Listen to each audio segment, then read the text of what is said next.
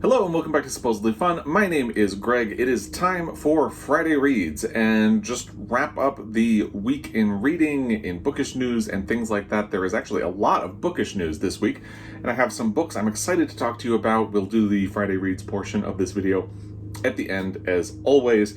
The first thing I want to mention is a reminder that the Pulitzer Prizes, which were delayed from April, will be announced in exactly 1 week.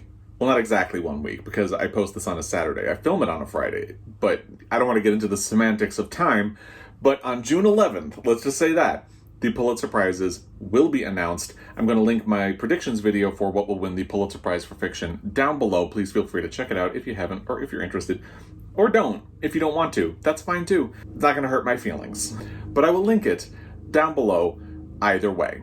And I would love to hear what you think is going to emerge victorious. I had been thinking Deacon King Kong at the time I made the video, not knowing that there was going to be such a long delay. I still think that has a really good shot, but there are some other conversations that have been happening. I feel like the extension might help some of those books, like Interior Chinatown, but it's going to be interesting to see what happens. They don't do a long list, they don't do a short list. You just find out the winner and then the two finalists at the same time. And we'll see what happens. So if you have predictions, anything wild you want to say, put it in the description box down below. I only really do predictions for the fiction side. I don't feel super qualified to do any of the others. That's just me. I decided that I am not going to participate in the next round as well. I took a pass on the last round. I just really want to be doing some Pride reading right now, and I want to do some catch up on other projects, maybe Gone with the Wind in July, so I figured it wouldn't make sense to try to pile a bunch of BookTube Prize reading on top of that, and I'm not going to do it. But I am excited to follow along and see how it goes and what happens in the next round. The big book news that happened this week was that the winner of the Booker International was announced. It is At Night All Blood is Black. A lot of people were very excited that that book was the winner. I did not follow along very closely this year, but that is a book that I would be interested in checking out, maybe at some point later in the year. I have not read it. I don't even really know what it's about. I haven't checked that closely. I'm just kind of freewheeling my way through the Booker International, and that is something that I'm going to have on my radar to check out down the line. We will see when. And I also want to mention the mid-month book bash, which is something that Doris let me know about. It is coming up next weekend as well, June 11th through 14th. Basically, it's a premise that appeals to me because it's for people who like the idea of a 24 and 48 type thing, but it gives you a lot more leniency and a little bit of extra time. You get the Friday and the Monday to get a head start or do a little bit of finishing up on the reading you want to do over the weekend. Unfortunately, I am not going to be able to participate because next weekend I am going to Helena with my husband, and we are going to have a nice romantic dinner on Saturday. You remember romantic dinners out in public? They're coming back slowly. And then we're also going to be meeting with my in-laws and maybe a friend, and it will be fun, but it's going to mean that I probably will not be able to participate in the June mid-month book bash. I'll put a link to a video from Doris at All D Books down below. She kind of explains the premise and talks about what she has pulled from her collection to maybe hit the prompts, which are Caribathon, which is June 6th through 18th, but basically in this mid-month book bash, you can choose something that would apply for that. By the way, the prompts don't have to be books specifically. They can be something book-related or not related. However, but at least one of the things you do during the mid-month book bash should be book-related. The other one is Caribbean Fruit, Pride Month, and Rainbows. So it's like a fusion of Caribathon and Pride, which I know a lot of people have been trying to find ways to honor in their reading for Pride Month and for Caribathon, maybe finding one that ticks both boxes at the same time. So if you're already doing that, you might want to participate in the mid-month book bash. Doris also created a lovely graphic. I will put it right here, and maybe I'll share it on Instagram. I think she said that she would as well. So think about that. Unfortunately, I will not be able to participate, but if you would like to, please go ahead and do that. And then the last thing I wanted to talk about before we get into the actual Friday Reads portion of this video is sort of an interesting question that someone asked me. So we had dinner with our neighbors about a week ago. They are vaccinated, we are vaccinated, their sister and brother-in-law are vaccinated. So during the dinner, the sister-in-law, who I met for the first time at that dinner, asked Joel, my husband, and I, so what is a good thing that came out of the pandemic for you? And Joel immediately had an answer. It was his cookbook. That was our quarantine project last spring in March and April. I always linked his cookbook down below in the description box, so if you are curious, please go check it out. I think he did a really great job. And so he had a really easy, obvious answer for that. And I didn't. And I have been thinking about it ever since, and I don't really have anything. I did kind of hedge and say that I thought a lot of growth happened on my BookTube channel, but the BookTube channel started before the pandemic, so it feels like a bit of a cop-out. I do love everything that happened on my channel in the last year. That has been great, but it feels like it's not really something that came out of the pandemic. It's certainly not something good for me that came out of it. And I can't really think of anything. There were good things that happened. My foster son graduated from high school, but that was already in process before the pandemic started. So I can't think of anything really good that happened for me because of the pandemic. I got a lot of reading done while we were in quarantine and lockdown, so I'm kind of curious. Joel had an immediate answer. I'm still struggling to find something, but I'm wondering, is there anything good that came out of the pandemic for you? The reason I'm really curious is that I love the sort of look on the bright side or like silver linings focus of the question, and I wish I could think of one for me. So if you have something that you think was good that came into your life because of the pandemic or out of the pandemic, I would love to hear it in the comment section down below. Please, feedback is appreciated. I think we can all agree that it was a really, really tough year, and it continues to be tough because we're not out of the woods yet. But I do like that idea of, as I said, finding silver linings in everything that happened in 2020. I will say, I think I got a little bit of hope back because of the outcome of the election, but I also feel incredibly stressed by the results of the election because it seems like a lot of people just don't let go of these conspiracy theories that things were stolen, and I don't know, I don't really want to get into politics, but so even that gave me some hope and some inspiration, but also continues to stress me out, and I don't quite know what to think about that. But if you have an answer, I would love to hear, again, in the comment section down below. And it's hard too because I feel like I'm still in pandemic mind because the state I live in, Montana, does not have a great percentage of people who are fully vaccinated, and a lot of people were very resistant. And then once the mask mandate came away, they just started removing their masks, even though people who are not vaccinated are still supposed to wear masks. So that's really frustrating. In fact, I was getting a haircut last week, and the person who gave me the haircut revealed that they were not vaccinated, and I was sitting there with my mask on. And I don't want to go on a rant, but that did frustrate me because it should have been the other way around. But I don't want to get on a soapbox. I don't want to be political. It's just frustrating that after all this time, you still have to be really, really careful. But it is nice that we are taking steps toward getting life back. I don't know about normalcy. I don't really like that word because normal can be used in a derogative fashion a lot of the time.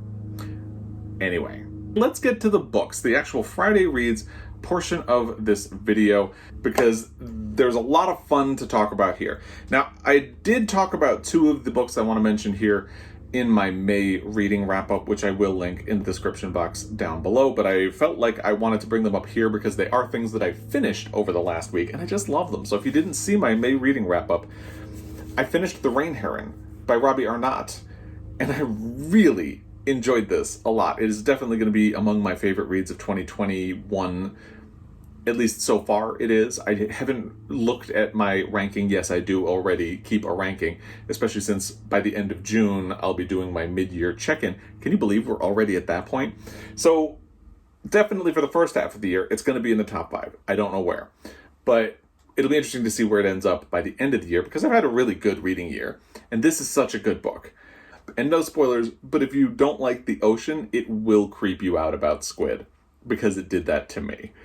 I won't say any more than that, but it's a very good book. Robbie Arnott is a great writer. I think I need to look for his other book, Flames. A lot of people have commented since I did my May reading wrap-up to say that that is a fantastic book as well. The premise of it sounds wild, but I'm willing to go on a journey with him because I really enjoyed this book a lot. If you are unfamiliar, it is about Wren, who is a woman living in the remote wilderness of a mountain. She will journey into town to do trades for goods, But other than that, she's really on her own following a devastating coup in her unnamed country. A female soldier leads a group of soldiers into that area looking for the mythical Rain Heron of the title, and they want Ren's help. And they are not going to take no for an answer. And that's the beginning of the book. It spins out in a lot of different directions from there, and I don't really want to spoil all of those directions. It's just such a good book. I really enjoyed it a lot, and I hope a lot of other people will pick it up and discover it and love it as much as I did. And I was really glad that my husband had read this before I did, because as soon as I was done, I really wanted to talk to him about the book. And I had some theories about certain things, like, do you think this is connected? Do you think that's not connected? Again, I don't want to get into spoilers, but it's fun to have somebody else to talk to about those things. And I'll say no more. Just that I did finish this book this week, and I loved it. I managed to finish it before the end of May. And I also managed to finish The Office of Historical Corrections by Danielle Evans. This is a novella and stories. And maybe it's that I was coming off of the high of the Rain Heron. I liked this, didn't love it. I feel like my expectations were super high for this book because so many people had told me I was going to love it. And I liked it. I love Danielle Evans's writing. I think she does a lot of big things in very subtle ways, which is something that I really appreciate. But I didn't love it. And there isn't really one story or novella in here that I would point out and say was particularly fantastic to me. Although I did love the overall collection, if that makes sense. So I do recommend it. I'm not super enthusiastic about it, certainly not as much as the Rain Heron, and I feel like that comparison doesn't help either because I finished it right after I finished the Rain Heron, and the Rain Heron is the one that I wanted to talk about nonstop. I also finished an audiobook just this morning. It's This Town Sleeps by Dennis E. Staples. This was my first read for Pride Month. So 3 cheers for me. I got one in. This is about a man named Marion who is a gay Ojibwe man living in northern Minnesota on a reservation. He is sort of beginning a relationship with a man who is very, very closeted and also living on the reservation. In the beginning of the book, they hook up through an app, and it turns out they actually know each other from high school and have known each other for a very long time. The man's name is Shannon. So they kind of start a relationship, but there are obviously a lot of complications because Shannon is deeply in the closet, not accepting of the fact that he might be even remotely gay, even though he is sleeping with a man. And there is a big cultural component of this because being gay is something that is not really seen as okay, particularly on a reservation. People are very conservative about those things, and you don't even really have a whole lot of options if you are an out gay man like Marion kind of is.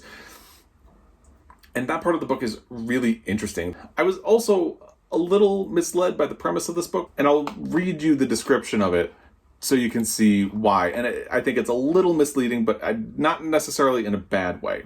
Then one night, while roaming the dark streets of Gishig, Marion unknowingly brings to life the spirit of a dog from beneath the elementary school playground. The mysterious revenant leads him to the grave of Caden Kelleher, an Ojibwe basketball star who was murdered at the age of 17 and whose presence still lingers in the memories of the townsfolk. While investigating the fallen hero's death, Marion discovers family connections and an old Ojibwe legend that may be the secret to unraveling the mystery he has found himself in. So it sounds like there's a mystery element here, and there kind of is, but not really. It's much more spiritual in practice, and it's much more about family and friend connections than it is about any sort of mystery thriller genre trope, which is what I had kind of expected from that storyline, and it's not what you get. And I think the fact that it even mentions the word mystery in there makes you think that that's what it's going to be, and it's not. Even the spirit of the dog sounds like a sort of weird thing, but it's handled in this really beautiful, resonant way because the dog is treated like a revenant, which ties to spirituality and the Indian mythology and the sense of connection that people have with their ancestors and with spirits, or they can with the afterlife. It's a really interesting book, and it has a lot of layers. It reminds me a lot of Louise Erdrich. If you have ever read one of her books, and her books often do center on either a crime or something violent that happens, so this even has that aspect. She is really good at creating a sense of community in her books, and you get a lot of different stories and perspectives, and that is also what happens in This Town Sleeps. You get a sense of a lot of the people around Marion as well. It's not just his story. The best thing about it to me is that it really builds to this beautiful conclusion And I don't want to tell you why it's beautiful, and I don't want to tell you what it is because I feel like you should experience it for yourself. But it is surprisingly resonant, and I think it's because you get to know these characters so well and what they struggle with and what they deal with. So when you get to the ending, it really gets you right in the feels. I liked it a lot. It's a great book. I hope a lot of people discover it. Again, if you have read Louise Erdrich, I think you will love this book. So please, check it out. I think it's something that deserves a much more wide audience. Tommy Orange actually provides a quote for the book. And again, if you are a fan of There, this is also something that you would like. But even if you don't read Native authors, just give it a try. Because it was a great read for Pride. It was a great way to step into Pride Month reading. And I am really looking forward to doing more of that. The other book I was working on is in print form, and I started Edinburgh by Alexander Chee. I am 54 pages into it right now, really loving his writing so far, eager to see where it goes. The subject matter of this book is really difficult, and if you follow along, you know that, because it is about a boy named Fee who experiences sexual abuse in a choir. And he doesn't do anything to stop the abuse, and his best friend, Peter, also starts to fall victim to it. And from the blurb on the back of the book, we know that Peter ultimately commits suicide, and Fee blames himself for not having done enough. It's a heavy book. In the 54 pages that I've covered so far, we are only in the portion of the book where the abuse is still happening, and you haven't gotten to what happens to Peter yet. So I'm bracing myself for that. It is difficult to read because of that. If you have trigger warnings for any of that topic, this is probably not a book for you. Alexander Chee really handles it without melodrama. He does not make it feel like he is exploiting the subject at all or the feelings of the characters. It almost feels a little clinical, if anything, and it's going to be interesting to see how the rest of the book goes with that, because I feel like I keep waiting for a little more emotion from the book, and yet emotion would probably make it feel melodramatic. So it's going to be interesting to see where it goes over the rest of the book. It is 230 pages. So I am, a third of the way, a quarter of the way? I don't do math, guys. I was an English major. So I'm only at the beginning, let's just say that. So we'll see where it goes. I do really love the cover of this book. Not that that means anything, but it is a beautiful cover for what it's worth. And I'm enjoying it as much as you can enjoy something that has this subject matter. I think the writing is beautiful. People have told me that Alexander Chee is a great writer for a very, very long time. And that is absolutely true. His writing is fantastic. He has another book called Queen of the Night that I've heard a lot of really good things about. Maybe I will give that a try at some point. So Pride Month is off to a great start between This Town Sleeps and this. I have not decided what my next audiobook is going to be. I had been hoping that it was going to be Last Call by Elon Green, but Scribd is up to its antics again and has yanked a bunch of titles from being available, and they're being held until June 17th. So I can't jump right into Last Call, but I have lots of options. There were other books in there. After I finish Edinburgh, I'm going to go back to my pile of possibilities and see where it takes me. I'm trying to pick up my pile of books. Here it is. So I will pick something from here. I probably can't, because I think I'm going to need something fun once I finish Edinburgh. And I am thinking about She of the Mountains by Vivek Shraya as my next audiobook. It's really short, and we'll see where that goes. I've heard that it's a really beautifully illustrated book, so that will be interesting as well, because I don't know if that's something I should wait and do in print.